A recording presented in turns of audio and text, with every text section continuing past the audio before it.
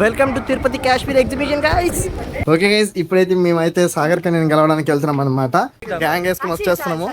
సాగర్ కన్యని కలవడానికి వెళ్తున్నాం. సరే, ఇక్కడి నుంచి ఎంత దూరం? ఏం మాట్లాడుతున్నావు? గూగుల్లోకి వెళ్ళి ఓపిక అని కొడితే ఫస్ట్ నా ఫోటోనే చూపిస్తా తెలుసా? స్ట్రైట్ వెళ్ళి అలా లెఫ్ట్ తీసుకొని మళ్ళీ స్ట్రైట్ వెళ్ళి మళ్ళీ రైట్ తీసుకోవాలి. పట్టుమన్నమాట అయిపోదా. ఓకే గైస్, మనం అయితే మొత్తానికి అయితే కాశ్మీర్కి అయితే వచ్చేసాం అనమాట. ఏంది నమ్మకం లేదా? ఇది కూడా మీరే చూడండి కాశ్మీర్. అండ్ మా వాళ్ళు అయితే లైన్ లో కూర్చొని టికెట్ ఉన్నారనమాట. 100 రూపాయలు అంట టికెట్. మరి దారుణం. పర్లేదు, లోపలికి వెళ్ళేసరికి మొత్తం పూలతో డెకరేషన్ చేశారు. బాగుందన్నా, కారు కూడా చాలా బాగుంది. మేమైతే కాశ్మీర్కి వచ్చాం, కానీ ఇక్కడైతే మంచి పడట్లేదు గైస్. Welcome to home టూరా?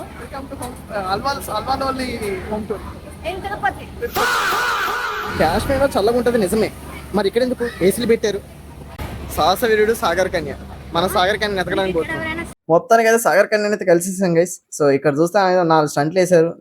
దిగి కాపాడదాం అనుకున్నా, మనకి ఈత రాదని చెప్పి ఆగిపోయా. ఈ షాట్ కి మీరు కనుక 25 lakhs కంప్లీట్ చేస్తే ఇంకా అక్కడ విన్యాసాలు చేసాం మీకు ఇంకో షాట్ లో చూపిస్తాను. అప్పటిదాకా నెక్స్ట్ కలుద్దాం. బాయ్.